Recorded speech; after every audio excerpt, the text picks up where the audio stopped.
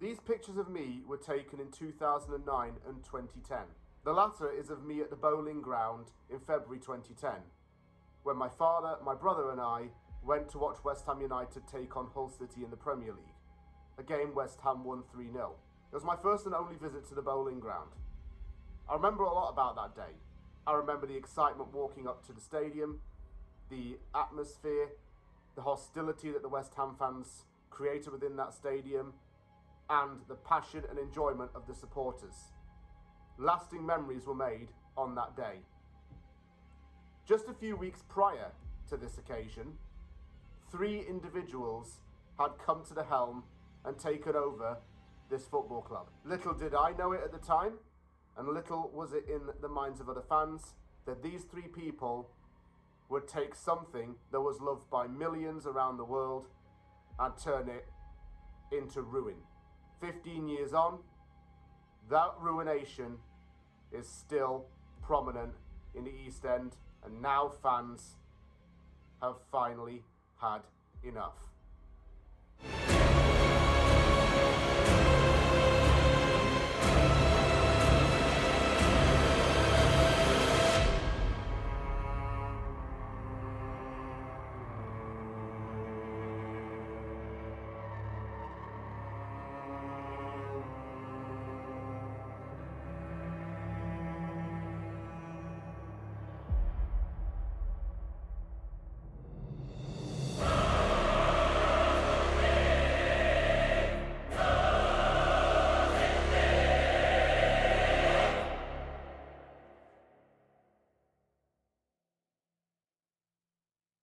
I want to take your mind back to 2 years ago in June 2023. West Ham United won the UEFA Conference League, its first major trophy in 43 years and its first European trophy since 1965. This was a joyful day, not at least for the fans who attended and for the Claret and Blue who watched worldwide. It remains a memory for other reasons. It's because it was probably one of the last times that fans could be happy and content and think to themselves, this is a major move for the club in terms of forward progress. We felt that this club could crack on, but it didn't. They say, how the mighty fall. But what is the mighty? It's actually not West Ham United Football Club itself, because West Ham is, and always will be on paper, a big club. The mighty, in fact, refers to the 3 individuals, David Sullivan, the late David Gold, and Baroness Karen Brady. This film is going to document how these 3 individuals destroyed the heritage and legacy of one of Britain's most loved and most respected football clubs. It's going to look at how they turned West Ham United from a proper working class club from East London into a commercial failure for tourists, non-supporters, and tarnish the reputation of so many people.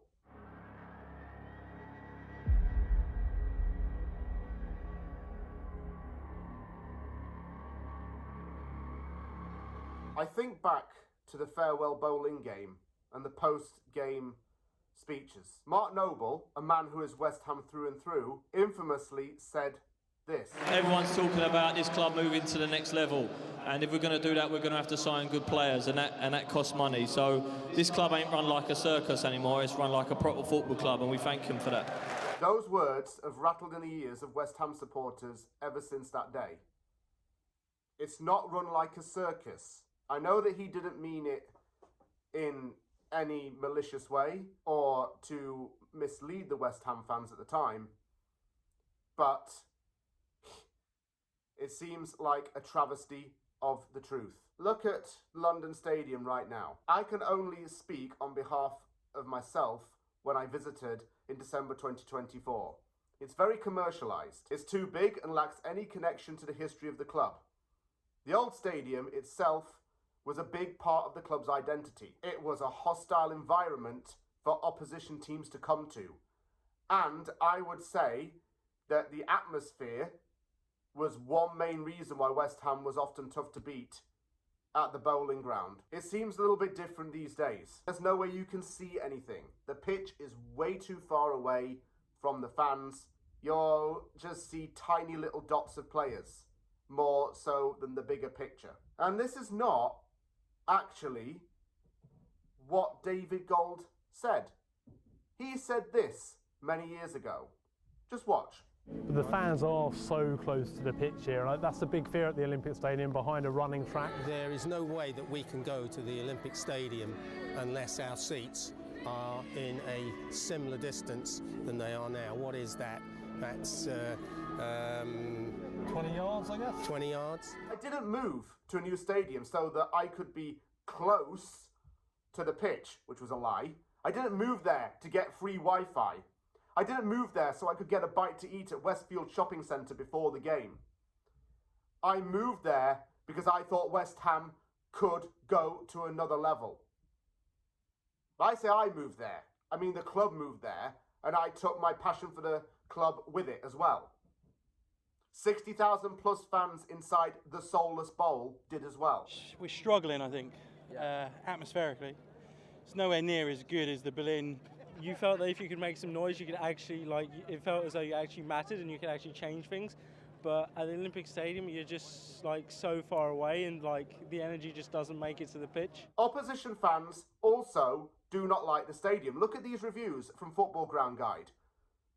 They don't really like coming here, and they can't understand why it's even suitable for football. And the stadium's not the only mediocre part about West Ham, by the way. This is the training ground, for those who've never seen it before.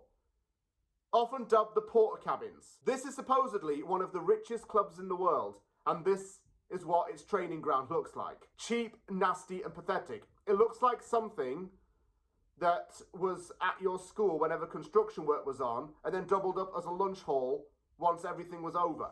My school had one, for the record. This is Leicester City's training ground, by the way. Look at that. Beautiful, and the players will love coming to that every single day. There's also a lot of familial ties involved with the move to a new stadium.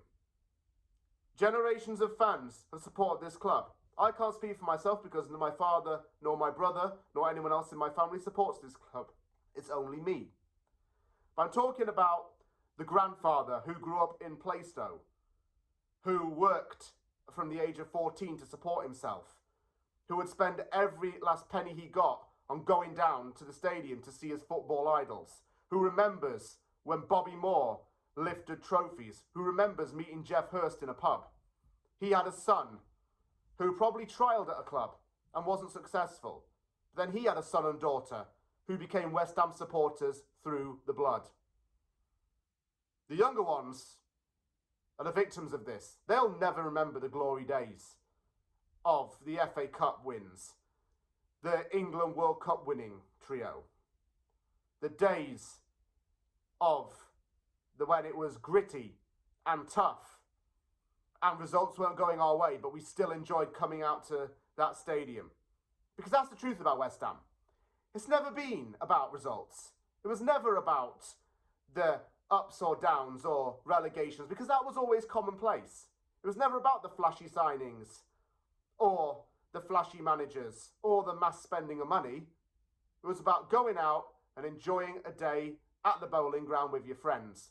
Pints in the pub, pie and mash, and walking from the tube station and back with all your friends, surrounded by West Ham fans, sharing your common interest of the claret and blue. That connection is gone. Fans can't really understand what is going on at the club, and they don't want to support something that does not resonate with them. The love is breaking away, and generational support is too.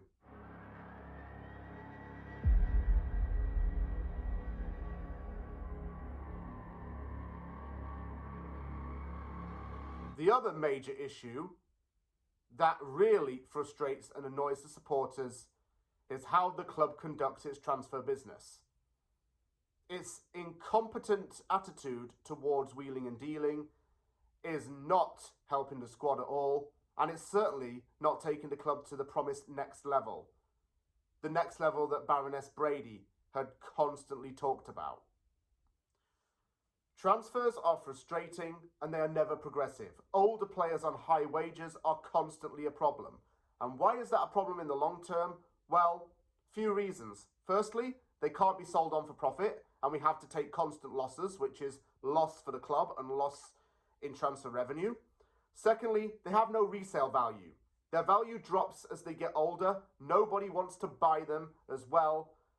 And the other reason is they end up leaving when their contracts are up anyway, which gets them off the wage bill, by the way, because 30-odd-year-old players should not be on $100,000 a week, but they end up leaving when the contract's over, and you make zero profit from them. We're not a club that really sells for profit. I think only 5 players have actually left for profit under Gold, Sullivan and Brady. Even Ashley Fletcher, if you remember that name, he left for profit. The other 2 players are Rice and Payet, and Kudus as well into the mix. I can't remember who the 5th player was though. And it might be someone quite obscure. When it comes to selling players, David Sullivan really is not very good at it though.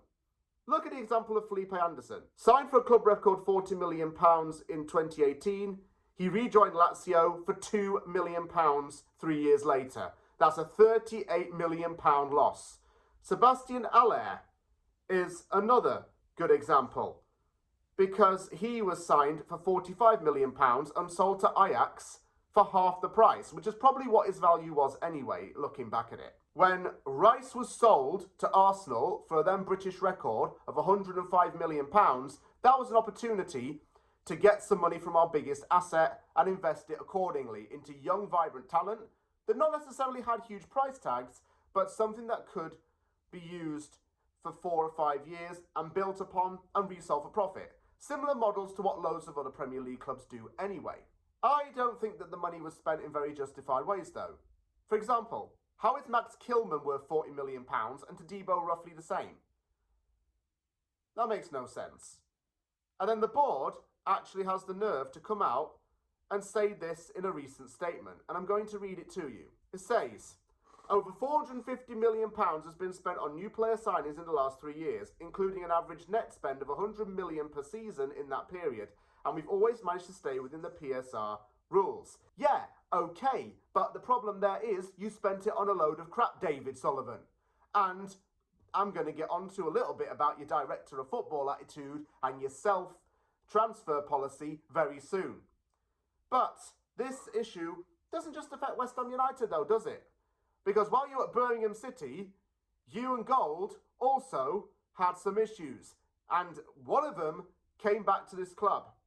Striker situation. West Ham United has been through 60 plus strikers in 15 years, and most of them never scored more goals than centre-back Angelo Ogbonna. You just follow the money on that one. While they were at Birmingham City, the owners spent money on countless failed strikers. I'll give some examples. Emil Heskey, a player who had played for Liverpool, was one name that attracted them because he played for such a big club. He didn't exactly hit it off, got injured, and then had to be sold. Chris Sutton is another name because he won a Premier League title with Blackburn Rovers. He was 32 years old at the time of signing. He was old, no real resale value. Mikael Forsell had one good season, but never really cracked on from that point onwards. Robbie Blake signed in early 2005, but didn't last long. He scored 2 goals in 11 games and then left to join Leeds United. And there's still pretty much the same kind of thing at West Ham. We have old strikers. Wilson and Fulkrug are playing at the time of recording. One's 33, one's 32 years old. Oldest squad is always going to be an issue. We're obsessed with signing 30-plus-year-old players. And they're not profitable, as I mentioned earlier. How are some paid more than others, though? Like, why are Rodriguez, Ward-Prowse, or other 30-plus-year-olds being paid so much money on 6-figure salaries, possibly? What's the consequence of this? We've got players that can't stay fully fit, and we're having to ration them because of a paper-thin squad that lacks the investment. Antonio was offered a new contract, apparently. A 35-year-old who had broken his leg in a car accident and would never get back to full fitness. He was hurt in a car accident, for goodness sake. And it's a sad way for him to bow out of the club. But if you're David Sullivan, you don't see that. Old players on new contracts should never, ever happen. The other issue is the lack of scouting and technical director infrastructure at the top end of the club. There's no director of football, and whenever there has been one appointed, that person's been undermined by the owners. Kyle McCauley, who's working with Graham Potter, wanted to sign young players, but Sullivan vetoed many of these deals. One example is Jack Grealish, as you can see by this supposed statement. Well, he's gone to Everton and won Player of the Month in his first month on Merseyside. Another good example is the use of Will Salthouse clients, who's one of Sullivan's dodgy mates. He has a good client list, but it's always through him that he did signings. In 2020, David Moyes admitted he wanted to sign Eberechi Eze from Queen's Park Rangers, but the board decided against this and decided to sign Syed Benrahma, who, by the way, was a Salthouse client. Benrahma was a player that gave us some good performances. He also scored in the Conference League final. But as time passed, he didn't exactly make anything progressive on the pitch, and he was sold for a loss. Eze, on the other hand, joined Crystal Palace and then signed for Arsenal for a major profit. What kind of football club does that? What kind of football club always takes a loss on players?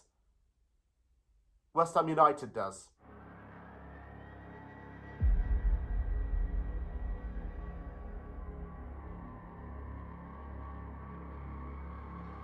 It's a very sad state of affair when you no longer want to go and watch games because you don't feel in touch with your club.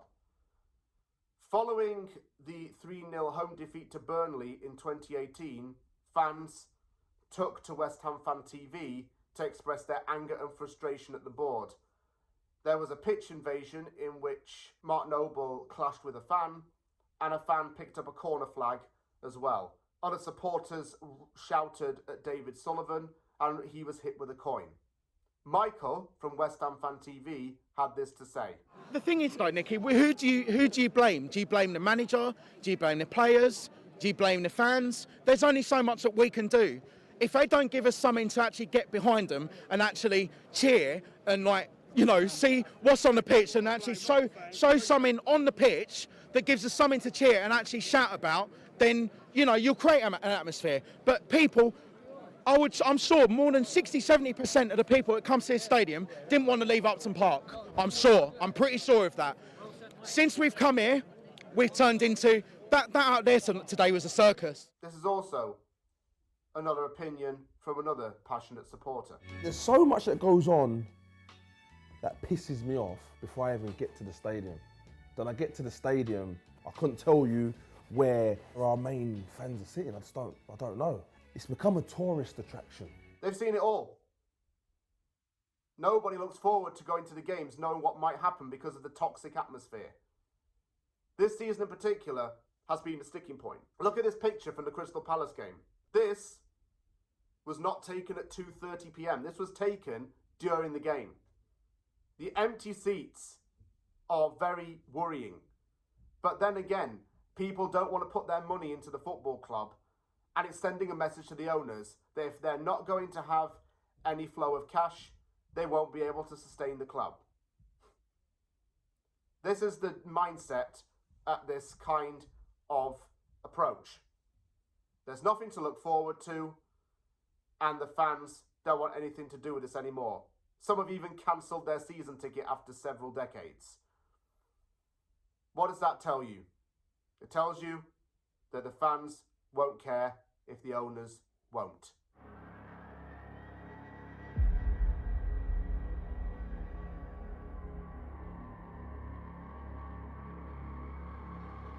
One of the best ways to conduct business in general is to do it on the low with no leakage. This does not allow people to take advantage of you, and you have a higher chance of getting the business done very quickly. That applies in a general sense, not just to a football club, but businesses as a whole, in my opinion.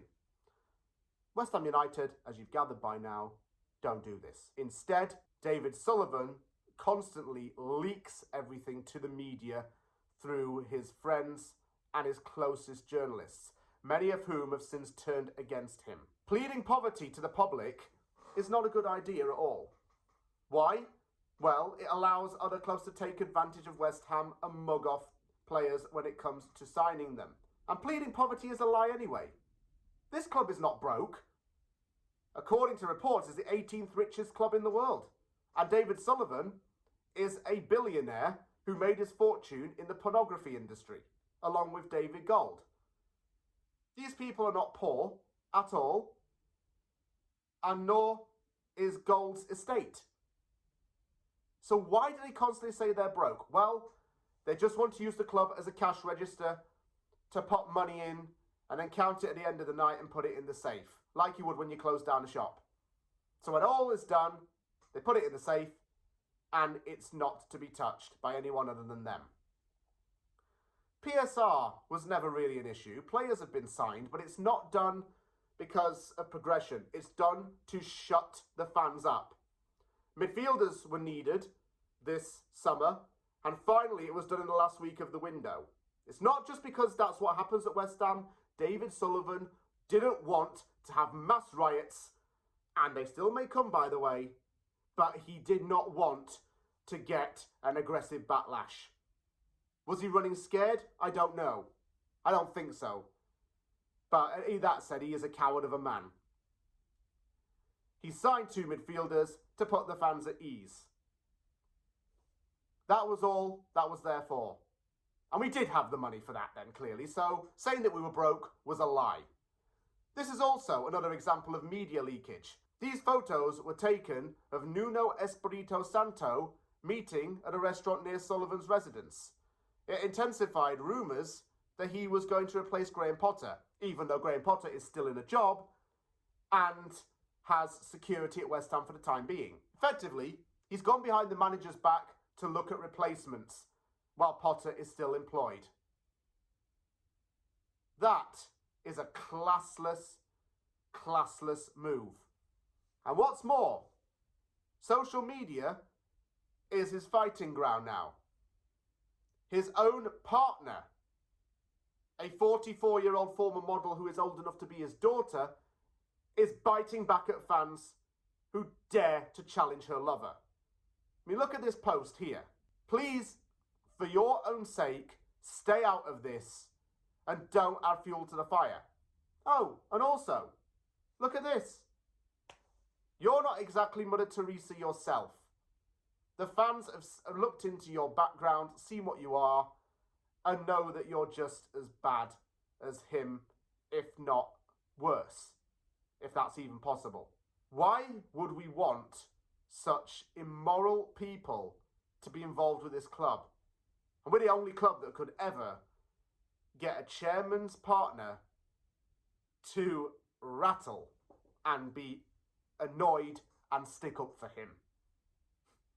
What a joke.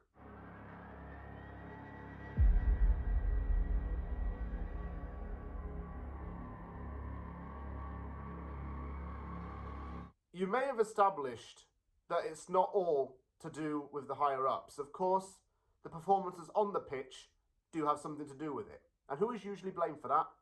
Well, it's the manager, of course. In the time that David Gold, David Sullivan and Karen Brady have been at West Ham United, there have been several managers to have worked under them, ever since 2010 to present day 2025. All the managers were, in hindsight, never the problem. They weren't always the best appointments, but they were never the problem. They were never the ones causing the issues, but they were scapegoated and always thrown under the bus. Fans do at least acknowledge that. So let's go through the managers one by one. Gianfranco Zola was already the manager of West Ham when the owners took over the club. They transfer listed all of the players bar Scott Parker and then sacked him at the end of the season. His total win rate for his time at West Ham was 28.75%. His replacement was Avram Grant, a name that came up because he was unemployed and because he'd taken Chelsea to a Champions League final. He failed badly. He was given 3 games to save his job in December 2010, beating Fulham did that, and the board decided not to sack him. When West Ham was relegated, he was sacked. He had the lowest win percentage of any permanent boss at the time of the sacking, with 31.91%. His replacement was Sam Allardyce, a good manager with a good reputation. He got West Ham promoted to the Premier League at the first attempt through the playoffs, but Sullivan did sign a lot of players behind his back. Eventually, he left at the end of his contract in 2015. His total win rate was 37.57%. Slaven Bilic then took over, a former West Ham player. He took over the farewell bowling season and got a very good finish because of Dimitri Payet, a good chemistry within the team and good vibes. After we left the bowling ground, lots of cheap players were signed despite promises of signing world-class talent. Arbeloa, Kairi, Zaza and Torre are just a few of those. Payet left in January 2017, Bilic struggled and was sacked in November that year. He reportedly told his assistant, Edin Terzic, not to accept the head coach job at West Ham many years later. His total win rate, 37.84%. His replacement was David Moyes, who took over till the end of the season. At the time, it was a cheap and unambitious appointment. There was the Burnley corner flag incident. There was a lot of discontent, but he kept West Ham up. His win percentage was 29.03%. He left at the end of the contract. Manuel Pellegrini was hired to replace him. Pellegrini had managed Real Madrid and had worked under good presidents and signed world-class players in his time. Mario Husilos was hired as his director of football, and he spent a lot of money on players that didn't perform well in the long term and mainly flopped.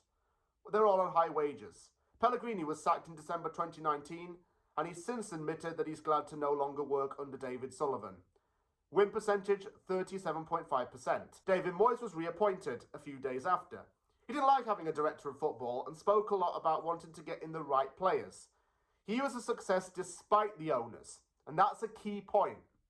He did well at West Ham despite the owners treating him like dirt and using him as a puppet on a string. Maybe he was too loyal to them, and that certainly did not hold water with the West Ham fans.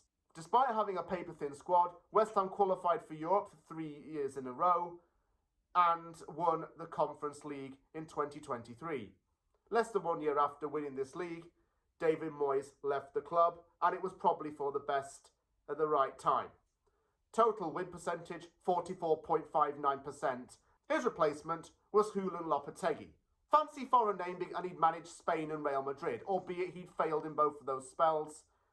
And he was working under a technical director, no other than Tim Steidten. Steidten had wanted Amorim and Flick to take over, but ultimately Sullivan, surprise, surprise, went for the cheap option. He wasn't really the right name for the job. He coped with a lot of personal struggles during his time at West Ham though, not at least being away from his family and losing his father in December 2024. In early 2025, he took charge of training, only afterwards to be told that he was sacked. Not a lot of sympathy from Sullivan, and a very classless thing to do.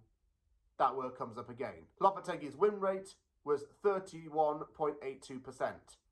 And that brings us on to Graham Potter. Seemed like a good freebie, a modern English coach who had done very well at Brighton. He was good friends with Karen Brady, and the pair had known each other since the days at Birmingham City. He had a good start to life at West Ham, but has only picked up 2 wins at home and conceded 3+ goals in 7 games he's coached. It seems that it was not going to work out, and it really hasn't now. His win percentage is 24%. What's the common theme in this? All of the managers are unemployed. All of them are easy options. All of them are cheap options. David Sullivan has never paid compensation to hire a head coach in the 30+ years of owning football clubs. And even when he has, it's not been for the biggest or best options. The average age of a West Ham United boss is 53.3 years at the time of appointment. Why not get in a young coach instead? Or get in a coach that's not Premier League proven and get someone from abroad. Imagine if Crystal Palace hadn't got in Glasner. Imagine if Brighton hadn't got in Hurzeler. Imagine if Liverpool hadn't got Arne Slot in. What would have happened then? Get a Premier League proven coach. Oh, would you get Steve Bruce? Would you get Tony Pulis back? Don't be ridiculous. It's unambitious, and it's not helping the squad at all. But then again, Mr. Sullivan, Doesn't matter who you appoint. They will never enjoy working for you at all. And no one really ever has deep down.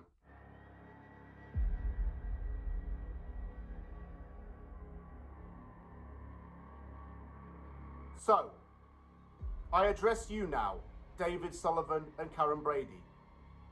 I have questions to ask you, as do many West Ham fans. And we demand answers now. What have you done to protect the heritage and legacy of West Ham United Football Club? What have you done to maintain the traditions of West Ham United Football Club? What have you done to ensure that generations of fans will continue to love the claret and blue? What have you done to bring attractive football to East London? What have you done to make a team that people can be proud of? What have you done to back a manager so that he can succeed? What have you done to build good relationships with supporters?